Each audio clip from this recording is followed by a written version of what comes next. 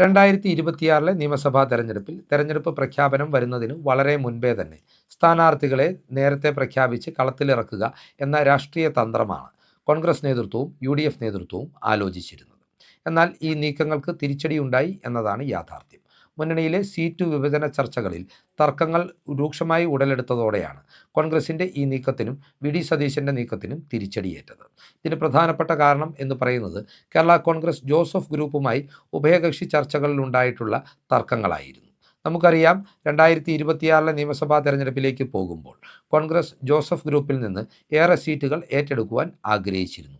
2021 അവർ 10 സീറ്റുകളിലാണ് മത്സരിച്ചിരുന്നത് എങ്കിൽ 2026 അവർക്ക് 5 സീറ്റുകൾ മാത്രമേ വിട്ടുകൊടുക്കുവാൻ കഴിയുകയുള്ളൂ എന്ന കർശന നിലപാടാണ് കോൺഗ്രസ് നേതൃത്വം സ്വീകരിച്ചത്. 2021 ജോസഫ് ഗ്രൂപ്പ് മത്സരിച്ചിരുന്ന ചങ്ങനാശ്ശേരി, ഏറ്റുമാനൂർ, ഇടുക്കി, കോതമംഗലം, ഇരിങ്ങാലക്കുട എന്നീ സീറ്റുകൾ തങ്ങൾ എന്തു സംഭവിച്ചാലും ഏറ്റെടുക്കുമെന്ന കോൺഗ്രസിൻ്റെ നിലപാട് ജോസഫ് ഗ്രൂപ്പ് നേതാക്കളെ പ്രകോപിതരാക്കി എന്നതാണ് യാഥാർത്ഥ്യം. ജോസ് കെ മാണി വിഭാഗം ഇടതുമുന്നണിയിലേക്ക് ചേക്കേറിയ സാഹചര്യത്തിൽ കോൺഗ്രസിനും UDFനുമൊപ്പം അടിയുറച്ചു നിന്ന തങ്ങളെ പാർട്ടിയും മുന്നണിയും വഞ്ചിക്കുവാൻ ശ്രമിക്കുകയാണ് എന്ന വികാരമാണ് PJ ജോസഫ് കോൺഗ്രസ് നേതാക്കളോട് തുറന്നടിച്ചത്.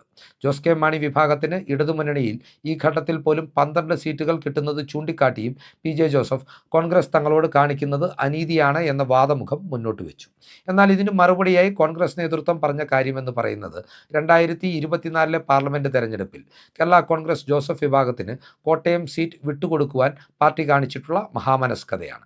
2024 പാർലമെൻറ്റ് തെരഞ്ഞെടുപ്പ് ഘട്ടത്തിൽ തന്നെ ഈ കോട്ടയം പാർലമെൻറ്റ് സീറ്റ് കോൺഗ്രസ് ഏറ്റെടുക്കണമെന്നുള്ള മുറവിളി കോൺഗ്രസ് പ്രാദേശിക നേതൃത്വത്തിൻ്റെ ഭാഗത്തു നിന്ന് ശക്തമായി ഉയർന്നിരുന്നു.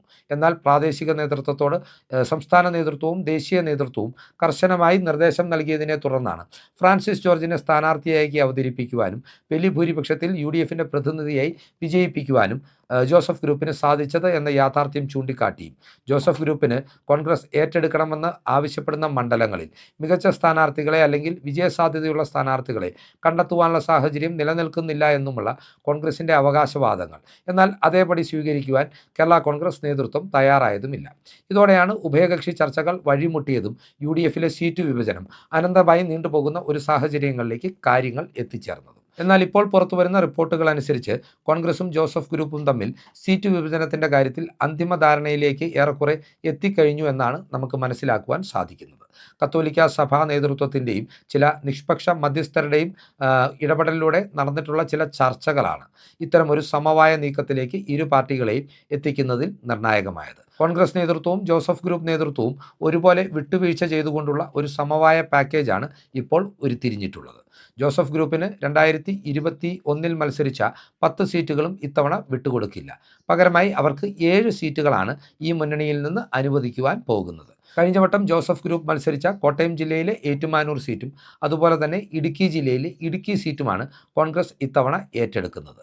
ഏറ്റുമാനൂരിൽ നിന്ന് മന്ത്രി VN വാസവനും ഇടുക്കിയിൽ നിന്ന് മന്ത്രി റോഷി അഗസ്റ്റിനുമാണ് ഇടതുമുന്നണിയുടെ സിറ്റിംഗ് MLAമാരെന്ന നിലയിൽ വീണ്ടും മത്സരത്തിനിറങ്ങുവാൻ പോകുന്നത്.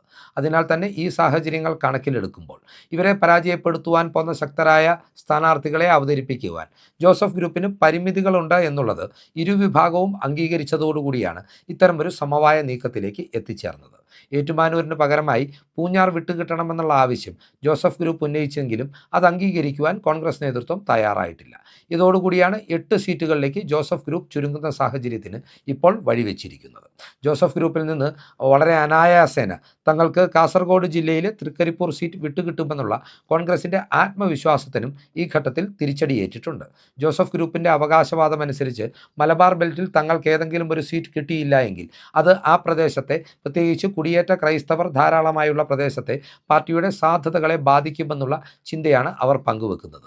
തൃക്കരിപ്പൂർ പോലൊരു ഇടതുകോട്ടയായ സീറ്റ് തങ്ങളിൽ നിന്ന് പിടിച്ചെടുക്കുവാനുള്ള കോൺഗ്രസിൻ്റെ ശ്രമം അതുകൊണ്ട് തന്നെ നീതീകരിക്കുവാൻ കഴിയില്ല എന്നും അവർ ചൂണ്ടിക്കാട്ടി. ഈ സാഹചര്യത്തിൽ തൃക്കരിപ്പൂർ വിട്ടു നൽകണമെങ്കിൽ പേരാമ്പ്ര തങ്ങൾക്ക് വിട്ടു നൽകണം എന്നുള്ള ആവശ്യവും ജോസഫ് ഗ്രൂപ്പ് ശക്തിയായി മുന്നോട്ട് വെച്ചിട്ടുണ്ട്.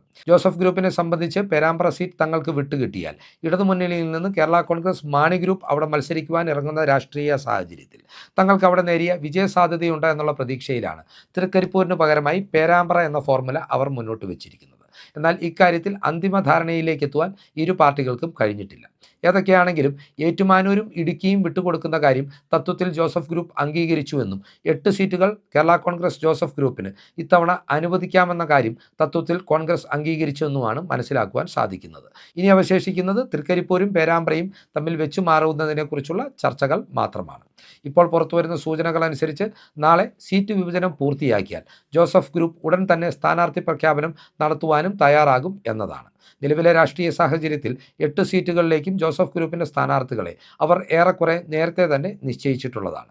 റിപ്പോർട്ടുകൾ അനുസരിച്ച് തിരുവല്ലയിൽ നിന്ന് ജില്ലാ അധ്യക്ഷനും UDF ജില്ലാ ചെയർമാനുമായിട്ടുള്ള വർഗീസ് മാമൻ്റെ പേരാണ് ജോസഫ് ഗ്രൂപ്പ് ഇപ്പോൾ സ്ഥാനാർത്ഥിയായി ഉദ്ദേശിക്കുന്നത്. അതുപോലെ ആലപ്പുഴ ജില്ലയിലെ കുട്ടനാട് സീറ്റിൽ പാർട്ടിയുടെ വൈസ് ചെയർമാനായിട്ടുള്ള പ്രമുഖ വ്യവസായിയായിട്ടുള്ള റെജി ചെറിയാനെയും പാർട്ടി തീരുമാനിച്ചിട്ടുണ്ട്. ചങ്ങനാശ്ശേരിയിലേക്ക് എത്തുമ്പോൾ കഴിഞ്ഞ വട്ടം മത്സരിച്ചിട്ടുള്ള VJ ലാലി വേണോ അതോ ഇപ്പോൾ ജില്ലാ പഞ്ചായത്ത് അംഗമായിട്ടുള്ള വിനു ജോബ് വേണോ എന്നൊരു ആശയക്കുഴപ്പം ജോസഫ് ഗ്രൂപ്പ് നേതൃത്വത്തിൻ്റെ ഭാഗത്ത് ഇപ്പോഴും നിലനിൽക്കുന്നുണ്ട്. കോട്ടയം ജില്ലയിൽ ജോസഫ് ഗ്രൂപ്പ് മത്സരിക്കുന്ന രണ്ടാമത്തെ സീറ്റായ കടുത്തുരുത്തി എന്ന് പറയുന്നത് മോൻസ് ജോസഫിൻ്റെ സിറ്റിംഗ് സീറ്റായതിനാൽ തന്നെ അവിടെ ഒരു ആശയക്കുഴപ്പവും നിലനിൽക്കുന്നില്ല.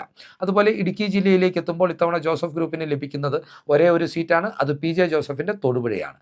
ഇപ്പോൾ പുറത്തു വരുന്ന സൂചനകൾ അനുസരിച്ച് ഈ തെരഞ്ഞെടുപ്പിൽ PJ ജോസഫ് മത്സരരംഗത്ത് നിന്ന് മാറി നിന്നുകൊണ്ട് മകൻ അബു ജോസഫിനെ ആയിരിക്കും തൊടുപുഴയിൽ മത്സരിപ്പിക്കുക എന്നതാണ് നമുക്കറിയുവാൻ സാധിക്കുന്ന വിവരം.